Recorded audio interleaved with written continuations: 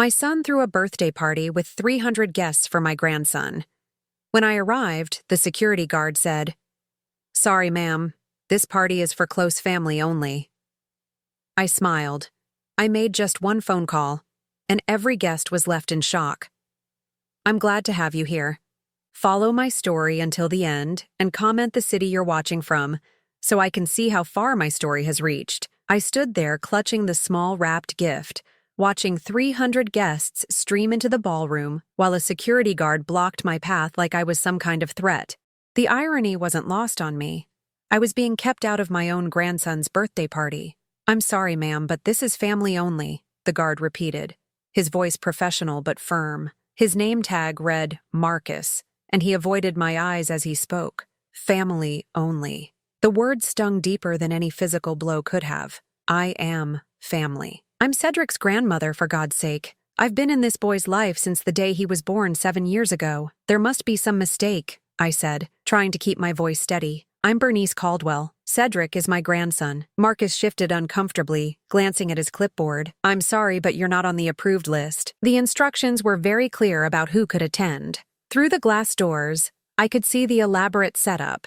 A massive bounce house shaped like a castle, tables draped in royal blue cloth, balloons everywhere. The whole thing probably cost more than most people's cars. My son Damon had clearly spared no expense for his boy's 7th birthday. "Could you please check with my son? Damon Caldwell? He's the father." "I'll need to verify with Mrs. Caldwell," Marcus said, pulling out his radio. Before he could speak into it, I heard the click of heels on marble. Jovi appeared in the doorway, looking every bit the picture-perfect mother in her designer dress and professionally styled hair. She was only 32, but she carried herself with the confidence of someone who'd never been told no. "Oh, Bernice!" she exclaimed, her voice dripping with false surprise. "What are you doing here?" The question hit me like a slap. What was I doing here? I was here to celebrate my grandson's birthday, just like I had every year since he was born, just like any grandmother would be. "I'm here for Cedric's party," I said, my voice barely above a whisper. "I brought him a gift." Jovi's perfectly painted lips curved into what might have been a smile on someone else's face. On hers, it looked predatory. "Oh, sweetie, didn't Damon tell you? We decided to keep it small this year, just immediate family." I looked past her at the crowd inside. There had to be at least 300 people in that ballroom, co-workers, neighbors, people I'd never even seen before, but apparently I wasn't immediate family enough. "Jovi, please," I said, hating how my voice cracked. "I just want to see Cedric, to wish him happy birthday. He's so busy with his friends right now," she said, not moving from the doorway. "Maybe next time we can arrange something smaller. More appropriate. More appropriate." The words echoed in my head as I stood there, holding a gift for a child I wasn't allowed to see. This was my grandson we were talking about, the boy I'd babysat countless times when Jovi had her spa days or shopping trips, the child I'd rocked to sleep during his colicky months while she complained about the noise. "Where's Damon?" I asked, looking around desperately. "I need to speak with my son. He's handling the party," Jovi said smoothly. "You know how these things are. So much to coordinate." Through the glass, I caught a glimpse of Cedric in his little suit, laughing as he ran between the tables. He looked so happy, so alive. My chest tightened with a pain I hadn't felt since my husband died 5 years ago, the pain of being utterly alone. "I'll just leave this for him," I said, extending the gift toward Marcus. It was a remote-controlled helicopter, something Cedric had been asking for. I'd saved up for months to buy it. "That's so thoughtful," Jovi said, but she made no move to take it. "I'll make sure he gets it." The dismissal was clear. I wasn't welcome here. In the space of 5 minutes, I'd been reduced from beloved grandmother to unwanted visitor. The woman who'd helped raise this child was now being treated like a stranger. I turned to leave, my legs feeling like lead. Behind me, I heard Jovi's voice, bright and cheerful as she greeted other guests. "Welcome! Come in, come in! Cedric's going to be so excited to see you." The parking lot felt like a desert as I walked to my car. Other guests passed me, dressed in their party finest, chatting excitedly about the celebration I'd just been banned from. A few nodded politely, but most didn't even notice me. I sat in my car for a long moment, staring at the gift in my lap. 7 years old. Cedric was 7 years old, and I was missing his birthday party because his mother had decided I wasn't family enough. But as I sat there, something shifted inside me. The hurt was still there, raw and burning, but underneath it was something else, something harder. Something that had been building for months as I watched Jovi's subtle manipulations, her constant requests, her way of making me feel like I was never quite good enough. I pulled out my phone and scrolled through my contacts until I found the number I was looking for. My finger hovered over it for a moment. Once I made this call, there would be no going back. The phone rang twice before a familiar voice answered. First National Bank. This is Rebecca. How can I help you? Rebecca, this is Bernice Caldwell. I need to speak with you about my daughter-in-law's accounts. The party was still going strong when I hung up the phone 20 minutes later. Through the windows, I could see the celebration continuing, all those guests enjoying themselves while I sat alone in my car, but I wasn't powerless. Not anymore. I started the engine and drove away, leaving the gift on the passenger seat.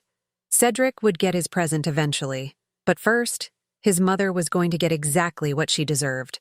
Driving home from that humiliating encounter, my mind kept drifting back to how it all started. When had I become the enemy in my own family? When had loving my grandson become such a crime? The answer came to me as I pulled into my driveway. It started the day Jovi realized I had money. 8 years ago, when Damon first brought her home, I thought she was lovely. She was young, vibrant, and my son looked happier than I'd seen him since his college days. She was working as a receptionist at a dental office. Nothing glamorous, but she had dreams. Big dreams. I want to give Damon the life he deserves, she'd told me over coffee during one of our early meetings. He works so hard, and I just want to support him. I'd been charmed by her ambition, her dedication to my son. When they got married 6 months later, I was thrilled. Finally, Damon had found someone who would take care of him the way his father and I had. The first request came during their honeymoon. They were in Bali, and Jovi called me crying. Their rental car had broken down, and they needed money for repairs. $500. Not a fortune, but enough to help them enjoy their trip. I'm so embarrassed to ask, she'd sobbed into the phone, but we spent everything on the wedding, and we just want this time to be perfect. I wired the money without hesitation. What grandmother wouldn't want her son to have a perfect honeymoon? Then came the apartment deposit, then the furniture for their new place, then Jovi's student loans that were apparently causing her so much stress that she couldn't sleep at night. It's affecting my health, she'd explained, her hand pressed dramatically to her chest. The doctor says stress can cause fertility problems, and we want to give you grandchildren so badly. That one got me. The promise of grandchildren dangled like a carrot in front of a lonely widow. I paid off her student loans, $23,000, without blinking. When Cedric was born, I thought the requests would stop. We had our grandchild. The purpose had been fulfilled. But pregnancy had been expensive, Jovi explained. The medical bills were overwhelming, even with insurance. I hate to ask, she'd said, bouncing baby Cedric on her hip, but we're drowning here. The last thing we want is for money stress to affect our son's environment. Another $12,000 for my grandson's well-being, she said. The pattern was so gradual, so carefully orchestrated, that I didn't see it at first. There was always a reason, always a crisis, always something that threatened the happiness of my son and grandson, and I was always the solution. Cedric's daycare was too expensive. Could I help with that? Just temporarily, until Jovi found a better job. 2 years later, I was still paying $800 a month. Their apartment was too small for a growing family. The mortgage company needed a co-signer with better credit. Could I help them get the house they wanted? It was for Cedric, after all. He needed a yard to play in. I co-signed for a house that cost more than I'd ever dreamed of living in. When they struggled with the payments, I covered the difference. When they needed new furniture for the bigger space, I helped. When the roof needed repairs, when the car broke down, when Jovi's mother got sick and needed money for treatment, I was always there. But it wasn't just the money. It was the way she asked for it. The tears, the desperate phone calls. The way she made me feel like I was the only person in the world who could save my family from disaster. You're such a blessing, she'd tell me. her voice thick with emotion. "I don't know what we'd do without you. Cedric is so lucky to have a grandmother who cares so much." The praise felt good. After years of being alone, of feeling useless in retirement, suddenly I had purpose again. I was needed. I was helping to build a better life for my grandson. But somewhere along the way, the gratitude started to feel hollow. The emergencies became more frequent, more expensive. And Jovi's attitude toward me began to shift. It started with small comments. "You spoil him too much," she'd say when I brought Cedric toys. "We're trying to teach him about earning things." Then came the criticisms about my parenting advice. "Things are different now," she'd explain with a patronizing smile. "We have newer information about child development." Gradually, my babysitting duties were reduced. "We want to establish better routines," Jovi explained. "It's nothing personal." But it felt personal. Especially when I'd see social media posts of her going out with friends while Cedric was at expensive daycare, the daycare I was paying for. 6 months ago, I'd started to notice something odd.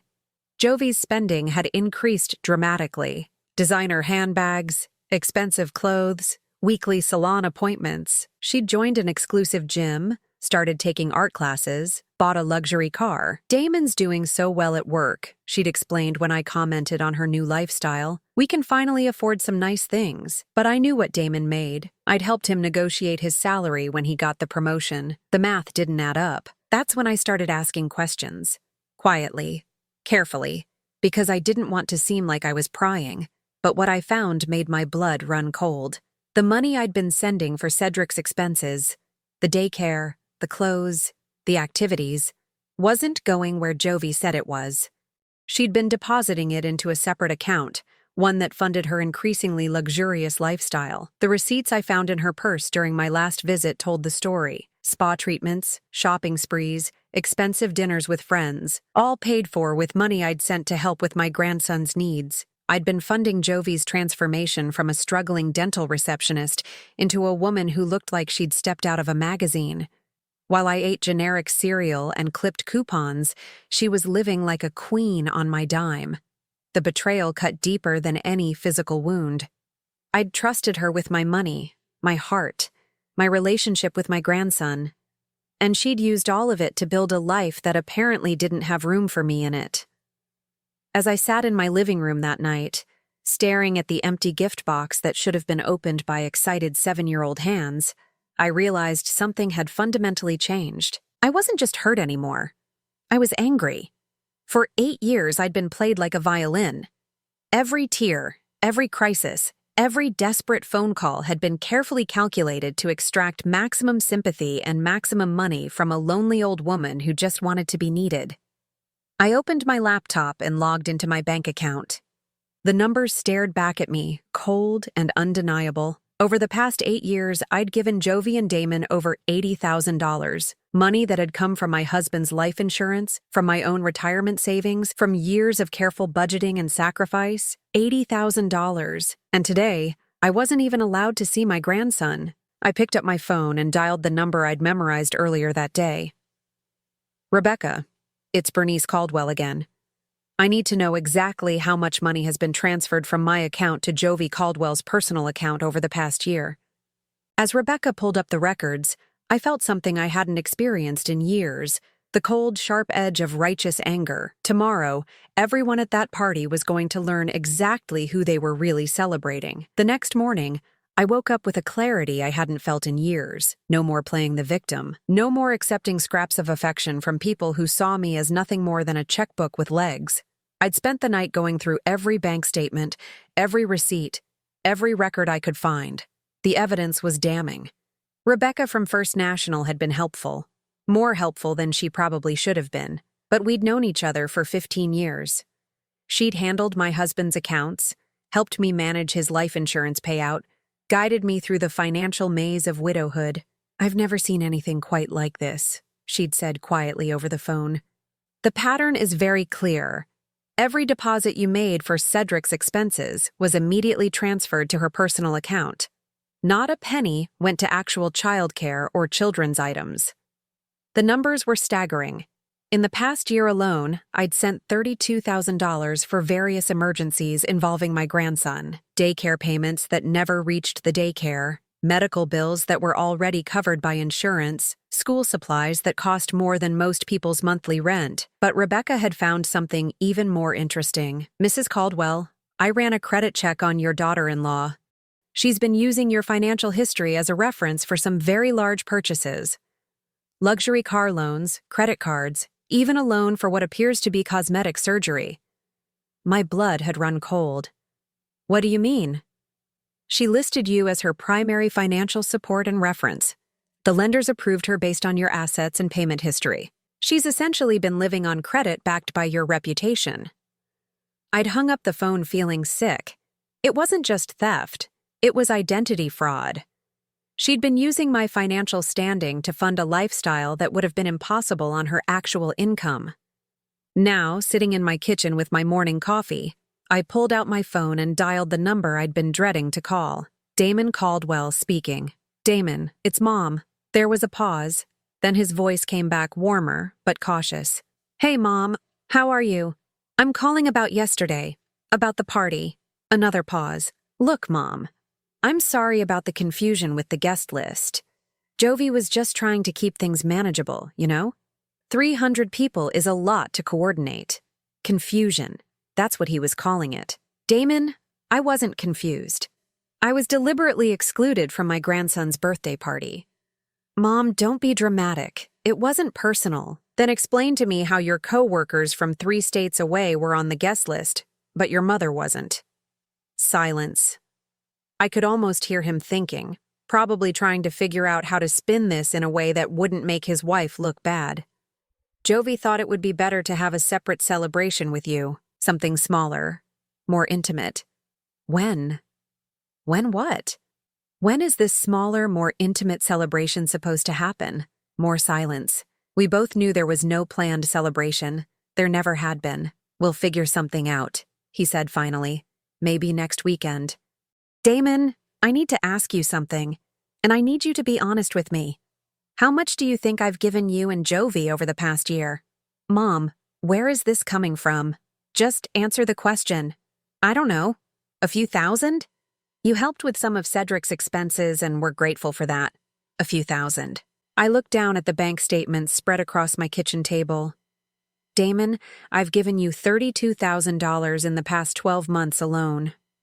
That's not possible. It's not only possible, it's documented.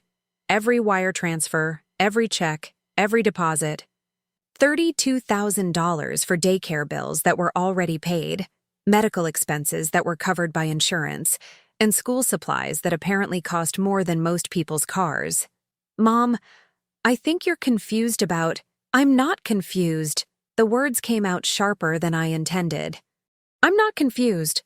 I'm not dramatic, and I'm not imagining things. Your wife has been stealing from me for years. Don't talk about Jovi like that. Like what? Like a thief? Because that's what she is, Damon. She's been using money I sent for Cedric to fund her spa treatments, her shopping sprees, her luxury lifestyle. While I've been eating generic cereal and clipping coupons, she's been living like a queen on my dime. You're being ridiculous. Am I? When was the last time you saw a receipt for Cedric's daycare? When was the last time you actually paid for his clothes or his activities? I'll tell you when. Never. Because I've been paying for all of it, and none of it has been going where you think it has. I heard him take a deep breath. Even if that's true, and I'm not saying it is, you gave that money voluntarily. Nobody forced you. The casual dismissal hit me like a physical blow. You're right. Nobody forced me. I gave it because I love my grandson and I wanted to help. But I didn't give it so your wife could get breast implants and drive a BMW. Mom, you're out of line. No, Damon. I'm finally seeing the line clearly. And your wife crossed it a long time ago. I hung up before he could respond. My hands were shaking, but not from fear. From anger. From the liberating rage of someone who'd finally stopped pretending that being abused was the same as being loved. I looked at the clock. The party would still be going on. All those guests, all that celebration, all that money spent on a child whose grandmother wasn't allowed to attend. I picked up my phone and dialed Rebecca's direct line. Rebecca, it's Bernice Caldwell. I need you to freeze all accounts that have any connection to Jovi Caldwell. Every joint account, every credit line, every loan that uses my financial history as collateral. Are you sure about this, Mrs. Caldwell? This is a pretty drastic step. I'm completely sure. And I need you to flag her accounts for suspicious activity. Large cash withdrawals, unusual spending patterns, anything that might indicate financial fraud. I can do that. What about the accounts she shares with your son? I thought about Damon's casual dismissal, his refusal to even consider that his wife might be lying to him. Those two. If he's not part of the solution, he's part of the problem. This is going to cause some immediate issues for them, Rebecca warned. Credit cards will be declined, loan payments will be flagged, automatic withdrawals will be rejected. Good. Maybe it's time they learn to live within their actual means. After I hung up, I sat in the quiet of my kitchen for a long moment. In the span of 24 hours, I'd gone from being the family's secret ATM to cutting off their financial lifeline completely. There would be consequences. There would be angry phone calls, accusations, probably threats. But for the first time in years, I felt like I was in control of my own life. I picked up my phone one more time and dialed a number I'd memorized from the party invitation. Fairmont Ballroom, this is Jessica. Jessica, this is Bernice Caldwell. I believe there's a party going on in your main ballroom right now. A children's birthday party? Yes, ma'am, the Caldwell party. Are you calling about the event? In a way. I'm calling to let you know that the credit cards being used to pay for that party are about to be declined.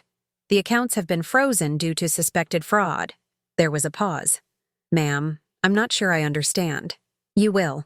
Very soon, you're going to get a call from a very panicked woman named Jovi Caldwell. When she tries to pay for the party, her cards won't work. I just wanted to give you a heads up. Should I be concerned about payment for the event? I thought about all the money I'd unknowingly contributed to this extravagant celebration that I wasn't allowed to attend. No, don't worry about payment. Just make sure she understands that there are consequences for stealing from family. As I hung up, I realized I was smiling. Really smiling, for the first time in months. The party was about to get very interesting. I didn't have to wait long. My phone started ringing at 3:47 p.m., right when the party should have been winding down. I let it go to voicemail, then it rang again, and again. By the fifth call, I finally answered. What did you do? Jovi's voice was shrill, panic bleeding through every word. I stopped funding your lies, I said calmly, settling back into my favorite chair. You crazy old woman. Do you have any idea what you've done? The entire party saw my cards get declined. 300 people watched me get humiliated at my own son's birthday party. Interesting. I was humiliated yesterday too, but you didn't seem to care much about that. This is completely different. You embarrassed me in front of everyone. The catering company is threatening to call the police. The event coordinator is holding my jewelry as collateral until we can pay. I had to admire the dramatic flair. Even in crisis, Jovi knew how to play the victim. Maybe you should have thought about that before you decided to steal from me. I never stole anything from you. Everything you gave us was voluntary. Was it voluntary when you lied about where the money was going? Was it voluntary when you told me Cedric needed new school clothes while you were getting Botox injections? Silence. Then, in a voice that was trying very hard to sound reasonable, Bernice, I think there's been a misunderstanding. Why don't you come over and we can talk about this like adults? I'm not interested in talking to you, Jovi. I'm interested in getting my money back. Your money? You gave that money to help your grandson. And how much of it actually went to my grandson? How much went to his daycare, his clothes, his activities? I'll tell you how much. 0. Every penny went into your personal account so you could play dress up and pretend to be something you're not. I heard her take a shaky breath. You're going to destroy this family over money? I'm not destroying anything. I'm simply refusing to fund your fantasy life anymore. Damon won't stand for this.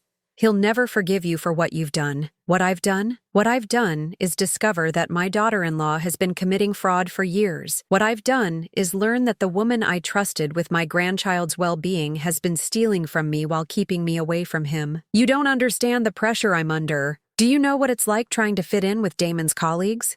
Trying to make sure Cedric doesn't look poor compared to his classmates?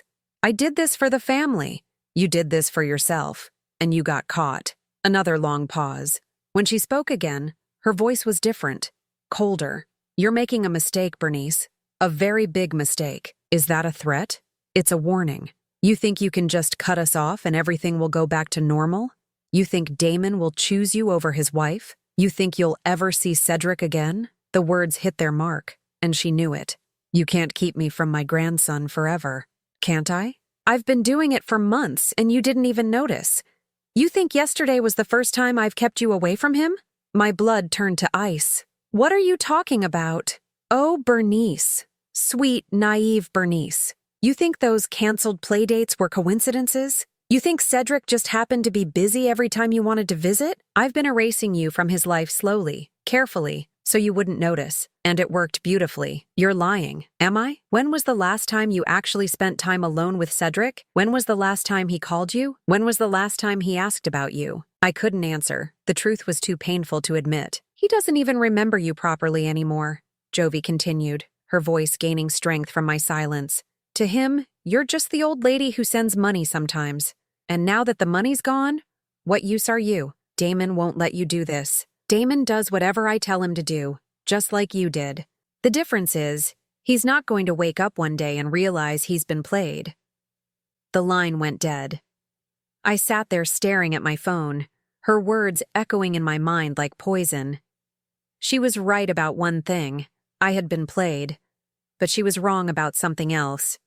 I wasn't the same woman who'd been writing checks and accepting crumbs of affection for years. My phone buzzed with a text message. It was from Damon. We need to talk. Tonight, 7 p.m. Our house. Our house. The house I'd co-signed for. The house I'd helped furnish. The house where I was now apparently persona non grata. I typed back, I'll be there. At exactly 7 p.m., I stood on the front porch of the house I'd helped buy, ringing the doorbell like a stranger. Damon answered, his face haggard, his usual confidence nowhere to be seen. Mom, what the hell is going on? Where's Jovi? She's upstairs with Cedric. He's pretty upset about what happened at the party. I followed him into the living room, noting how different everything looked. The furniture was new, expensive. The artwork on the walls cost more than my monthly pension. Even the coffee table books were clearly chosen for show rather than reading. Damon, before we start, I need you to understand something. I didn't do this to hurt you or Cedric. I did it because I was being robbed blind by your wife. Those are some pretty serious accusations. They're not accusations. They're facts. I pulled out a folder I'd prepared. Bank statements, credit reports, receipts I found in Jovi's purse. Every penny I gave you for Cedric's expenses went directly into her personal account. Not $1 went to actual childcare or children's items. Damon took the folder reluctantly, his jaw tightening as he flipped through the pages. Even if this is true, Mom, you can't just freeze our accounts without warning. We have bills to pay, responsibilities. You have responsibilities? What about my responsibility to protect myself from fraud? You're being dramatic. Am I? Your wife just threatened to keep me away from my grandson permanently. She told me she's been manipulating his schedule for months to minimize my contact with him. Does that sound like someone who's grateful for my help? For the first time, Damon looked genuinely uncertain. She wouldn't do that. Wouldn't she? When was the last time I babysat Cedric? When was the last time he came to my house? When was the last time we had any kind of relationship that didn't involve me sending money? Damon was quiet for a long moment, the papers scattered across his lap. The party was important to her. She spent months planning it. With my money. Money she told me was for Cedric's needs. She's a good mother. She's a good actress. There's a difference. Footsteps on the stairs interrupted us. Jovi appeared in the doorway, her earlier panic replaced by cold calculation. She'd changed into something more conservative, her makeup toned down. She looked like a concerned mother and wife, not the desperate woman who'd screamed at me on the phone. "Hello, Bernice," she said softly. "I'm glad you came. I think we need to clear the air. I think we need to clear the accounts," I replied, "starting with you paying back the money you stole. I didn't steal anything. You gave that money freely. I gave it under false pretenses. That's called fraud." Jovi sat down next to Damon, placing a protective hand on his arm. "Bernice, I understand you're upset. But accusing me of fraud is going too far. Is it? Then explain to me how $32,000 in childcare expenses ended up paying for your spa treatments and shopping sprees. I used some of the money for myself, yes, but that's because I needed to maintain a certain appearance for Damon's career. Image matters in his field. Image matters? I laughed bitterly. You mean the image of a woman who can afford luxury cars and designer clothes on a middle manager's salary? I was trying to help the family move up in the world. You were trying to help yourself. And you used my money to do it. Damon looked between us, clearly struggling with what he was hearing. Jovi, is this true? About the money? It's more complicated than she's making it sound. It's not complicated at all, I said firmly. She lied to you, she lied to me, and she stole from both of us. The only question now is what you're going to do about it. The silence that followed was deafening.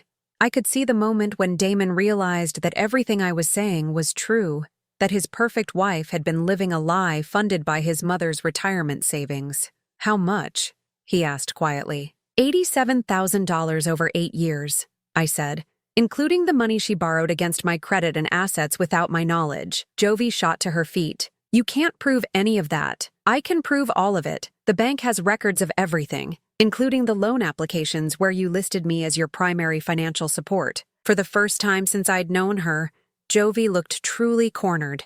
The mask was slipping, revealing the desperation underneath. Cedric needs stability, she said, her voice rising. He needs a mother who isn't stressed about money, a family that looks successful. I did this for him. You did this for yourself, I said, standing up. And now it's over. As I walked toward the door, I heard Jovi's voice behind me, shrill and desperate. You'll never see him again. I'll make sure of it. I didn't turn around. We'll see about that. I had one more call to make when I got home. This time, it wasn't to the bank. It was to my lawyer. My lawyer, Patricia Hendricks, had been handling family legal matters for 30 years. She'd helped me with my husband's estate, guided me through the complexities of widowhood, and now she was about to help me reclaim my life from a woman who'd been systematically destroying it. This is extensive, Patricia said, reviewing the documents I'd brought to her office. Financial fraud, identity theft, possible elder abuse charges. Your daughter-in-law has been busy. Can we get my money back? We can try, but more importantly, we can make sure she faces consequences for what she's done. This isn't just about money anymore, Bernice. This is about establishing your rights as a grandmother and protecting you from further exploitation. I'd been thinking about Jovi's threats all night. Her casual admission that she'd been keeping me from Cedric for months. Her promise that I'd never see him again. The cruelty of it was breathtaking. She's threatened to cut off my access to my grandson completely. She can't do that without legal cause. Grandparents have rights, especially when there's evidence of parental misconduct. And trust me, financial fraud qualifies as misconduct. Patricia leaned back in her chair, studying me with shrewd eyes. But I have to ask, Bernice, are you prepared for what this is going to do to your relationship with your son? This won't just affect Jovi. It's going to impact Damon, too. I'd been wrestling with that question all night. Damon had chosen to defend his wife even when faced with evidence of her lies. He'd dismissed my concerns, minimized my pain, and treated me like I was the problem. My relationship with Damon is already damaged, I said quietly. Maybe it's time he learned that enabling his wife's behavior has consequences too. All right then, let's start with a formal demand letter. Full restitution of the fraudulent charges, plus interest and legal fees. If she refuses, we file criminal charges. How long will this take? Depends on how smart she is. If she's smart, she'll settle quickly and quietly. If she's not. Patricia smiled grimly. Well, fraud cases tend to get a lot of media attention, especially when they involve grandparents being exploited by their own families. I left Patricia's office feeling more hopeful than I had in months. For the first time in years, I had someone in my corner who understood that what had happened to me wasn't just unfortunate. It was criminal. The letter was delivered to Damon and Jovi's house the next morning. By noon, my phone was ringing. Mom, what the hell is this? Damon's voice was strained, exhausted. It's a demand for restitution. Your wife stole from me and I want my money back. She didn't steal anything. You gave that money willingly. I gave it based on lies. That's fraud, Damon. And if you can't see that, then you're part of the problem. You're going to destroy our family over money? I'm not destroying anything. I'm protecting myself from people who see me as nothing more than a source of funding. That's not fair. Jovi loves you. Jovi loves my bank account. There's a difference. I heard muffled voices in the background. Then Jovi's voice came on the line. Bernice, this is getting out of hand. We need to sit down and work this out like family. We tried that yesterday. You threatened to keep me away from my grandson permanently. That doesn't sound like family to me. I was upset. I said things I didn't mean. You meant every word, just like you meant it when you systematically erased me from Cedric's life while taking my money. I never tried to keep you away from Cedric. Then explain to me why every playdate got canceled, why every visit got postponed, why I haven't spent time alone with my grandson in 6 months. Silence. Then, in a voice that was trying very hard to sound reasonable, Bernice, I think you're remembering things differently than they happened. Am I? Then let me talk to Cedric, right now. Put him on the phone. He's at school. It's Saturday. Another pause. He's at a friend's house. What friend? You don't know him. I'd like to know him. I'd like to know all of Cedric's friends. I'd like to be part of his life the way grandmothers are supposed to be. You are part of his life. When? When am I part of his life? When I'm writing checks? When I'm solving your financial emergencies? When exactly do I get to be a grandmother instead of a bank? You're being unreasonable. I'm being realistic. And here's some more reality for you. You have 72 hours to respond to my lawyer's letter. If you don't, we file criminal charges. You wouldn't dare. Try me. I hung up and sat in the quiet of my house feeling strangely calm. The die was cast. There was no going back now. The next call came from someone I hadn't expected. Damon's older sister, Michelle. She lived in Portland and rarely got involved in family drama, but apparently this was big enough to get her attention. Bernice, what's going on? Damon called me completely hysterical. Something about lawsuits and money? I explained the situation as calmly as I could, walking her through the evidence, the pattern of lies, the systematic exclusion from my grandson's life. I had no idea it was this bad, Michelle said when I finished. I mean, I knew Jovi was high maintenance, but this. Did you know she was keeping me away from Cedric? I wondered why you never mentioned him in our calls anymore. I thought maybe you were just busy. I thought I was being gradually phased out because I wasn't useful anymore. Turns out I was being gradually phased out while still being useful. What do you need from me? The question surprised me. I'm not sure. I guess I just need someone to understand that I'm not the villain here. You're not the villain. You're the victim. And it's about time someone stood up for you. Damon thinks I'm destroying the family. Damon thinks whatever Jovi tells him to think. He always has. I don't want to lose my son. You already have, Bernice. At least this way, you might get your grandson back. That evening, I was making dinner when I heard a car in my driveway. Through the window, I saw Damon's car. He was alone. I opened the door before he could knock. We need to talk, he said without preamble. Come in. He looked around my small living room like he was seeing it for the first time. The modest furniture, the careful decorations, the evidence of a life lived on a fixed income. It was nothing like the house I'd helped him buy, the lifestyle I'd helped him maintain. I found the receipts, he said quietly. What receipts? The ones Jovi tried to hide, the spa treatments, the shopping, the other things. I found them in her car. I sat down slowly. How much? Thousands. Tens of thousands. All charged to credit cards I didn't know she had. Credit cards backed by my assets. He nodded miserably. She said she was building our credit rating. She said it was temporary. Nothing about Jovi is temporary. She's been planning this for years. I confronted her about the money, about keeping you away from Cedric. She didn't deny it. What did she say? She said you were too controlling, too involved. She said she was protecting our family from your interference. And you believed her? I wanted to believe her.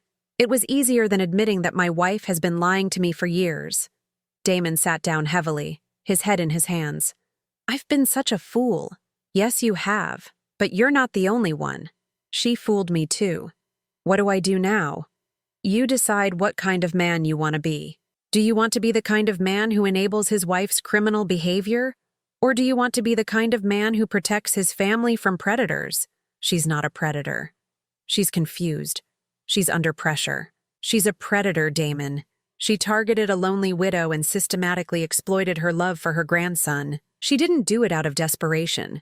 She did it because she could. The house, the cars, the lifestyle, it's all built on your money. Yes, it is. What happens now? Now you choose. You can keep pretending that what she did was acceptable, or you can help me make sure it never happens again. If I help you, she'll leave me. She'll take Cedric. If you don't help me, you'll lose both of us anyway. The difference is, if you do the right thing, you might earn back some respect from me, and eventually, from your son. Damon was quiet for a long time. Outside, the sun was setting, casting long shadows across my small yard. I need to think about this, he said finally. You have 72 hours. After that, the lawyers take over. He stood up to leave, then turned back. Mom, I'm sorry. I should have seen what was happening. I should have protected you. Yes, you should have. But you didn't. The question is, what are you going to do about it now? After he left, I sat alone in my living room, surrounded by the evidence of a life I'd built slowly, carefully, on my own terms. Tomorrow, I would either get my family back or lose them forever. But either way, I would never again be anyone's victim. 3 months later, I was sitting in my garden watching my grandson play with the remote-controlled helicopter I'd bought him, the same one I'd brought to his birthday party, the party I'd been banned from attending. Grandma Bernice, look how high it goes, Cedric called out, his face bright with excitement. Be careful not to fly it too close to the trees, I called back, smiling at the pure joy on his face. The path to this moment hadn't been easy. After my conversation with Damon, things had gotten worse before they got better. Jovi had fought the restitution demand with every weapon in her arsenal. Tears, threats, manipulation, and finally, desperate legal maneuvering that only made her look more guilty. She'd tried to paint me as a vindictive old woman who couldn't accept that her son had moved on. She'd claimed I was making up the financial abuse, that I was suffering from memory problems, that I was jealous of her relationship with Damon. But Patricia had been right. The evidence was overwhelming. Bank records don't lie, and credit applications don't fabricate themselves. When faced with the possibility of criminal charges, Jovi had finally agreed to settle. The settlement had been comprehensive, full restitution of the $87,000, plus interest and legal fees, dissolution of all financial ties between us, and most importantly, a legally binding agreement that guaranteed my access to Cedric. But the real victory hadn't been financial. It had been watching Damon finally see his wife for what she truly was. The divorce had been finalized last month. Jovi had fought for custody, but her financial crimes had made her case impossible to win.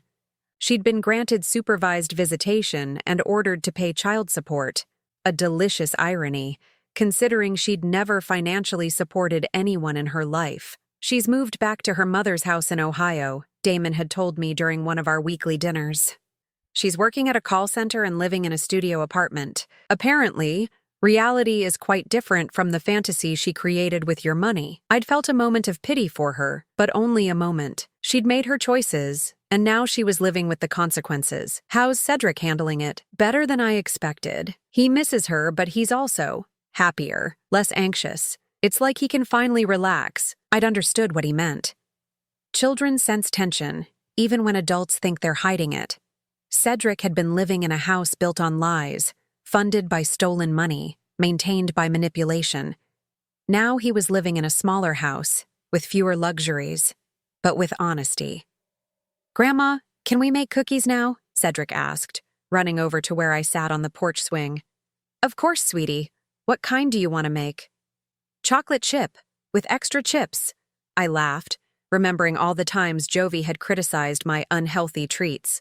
All the times she'd claimed I was undermining their parenting with my indulgences. Now I could spoil my grandson properly, the way grandmothers are supposed to. In the kitchen, as we measured flour and sugar, Cedric chatted about school, his friends, his plans for the summer. He was different now, more open, more trusting. The careful reserve he'd developed over the past year was gone. Grandma, can I ask you something? Of course, honey. Why did Mommy go away? I paused, considering my words carefully. Damon and I had agreed to keep the explanations age-appropriate, to protect Cedric from the uglier details of his mother's behavior. Sometimes grown-ups make mistakes, sweetheart. Your mommy made some mistakes that hurt people, and she has to face the consequences. Did she hurt you? Yes, she did. But that's not your fault, and it doesn't change how much I love you. I'm glad you're here more now. Me too, baby. Me too. That evening, after Damon picked up Cedric, I sat on my porch with a glass of wine, watching the sunset paint the sky in shades of gold and pink. My phone buzzed with a text from Michelle. Saw the pictures of you and Cedric baking. You both look so happy. I'm proud of you for fighting for him. I smiled, typing back. Best decision I ever made. It was true. Standing up to Jovi had been terrifying, but it had given me back my life. I was no longer defined by how much money I could provide or how many problems I could solve. I was valued for who I was, a grandmother who loved her grandson, a mother who deserved respect, a woman who wouldn't be taken advantage of anymore. The financial settlement had allowed me to rebuild my retirement savings, but more importantly, it had taught me something about my own worth. I wasn't just a source of funding for other people's dreams. I was a person with my own needs, my own boundaries, my own right to be treated with dignity. Damon and I were still rebuilding our relationship. The process was slow, sometimes painful, but it was honest in a way it hadn't been for years. He'd had to confront his own role in enabling Jovi's behavior, his own willingness to look the other way when it benefited him. I keep thinking about all the signs I ignored, he'd told me during one of our conversations. The way she always had explanations for everything, the way she made you feel guilty for questioning her. I should have seen it. She was very good at what she did, I'd replied. She made it easy for us to believe what we wanted to believe. But you figured it out. You stood up to her. I got tired of being treated like a checkbook instead of a person. It took me too long, but I finally got tired of it. Now, 3 months later, I was planning a real birthday party for Cedric's 8th birthday. Nothing as elaborate as the 300-guest extravaganza that had started this whole mess, but something warm and genuine. A backyard barbecue with his friends from school, homemade decorations, and a grandmother who was actually invited to attend. I want to help plan it, Damon had said when I mentioned the party. I want to do it right this time. What do you mean? I want to plan a party that's actually about celebrating Cedric, not about showing off or impressing people. I want to plan a party where everyone who loves him is welcome. I'd smiled at that. That sounds perfect. As I finished my wine and prepared to go inside, I thought about the woman I'd been a year ago. Lonely, manipulated, desperately grateful for any scraps of affection from a family that saw her as useful but not valuable. That woman was gone, replaced by someone who knew her worth and demanded to be treated accordingly. My phone rang, interrupting my thoughts. The caller ID showed a number I didn't recognize. Hello? Is this Bernice Caldwell? The voice was young, female, nervous. Yes. Who is this? My name is Sarah Martinez. I got your number from a mutual friend. I think my daughter-in-law is doing to me what yours did to you. I sat back down in my chair, my heart going out to this stranger who was probably sitting in her own kitchen, surrounded by bank statements and receipts, wondering if she was going crazy. Tell me what's happening, I said gently. For the next hour, I listened to Sarah's story. The gradual requests for money, the elaborate explanations, the systematic exclusion from her grandchildren's lives. It was all depressingly familiar. I don't know what to do, she said finally, her voice breaking. I love my son, but I can't keep living like this. You don't have to, I told her. You have options. You have rights. And you have more power than you think. How do I even start? You start by documenting everything. Every transaction, every request, every excuse. Then you call a lawyer. I'm scared. I was scared too. But you know what I was more scared of? Living the rest of my life as someone's victim. We talked for another 30 minutes, and by the end of the conversation, Sarah sounded stronger, more determined. I gave her Patricia's number and made her promise to call first thing Monday morning. After I hung up, I realized something had shifted inside me. I wasn't just someone who'd survived being exploited by a manipulative family member. I was someone who could help others survive it too.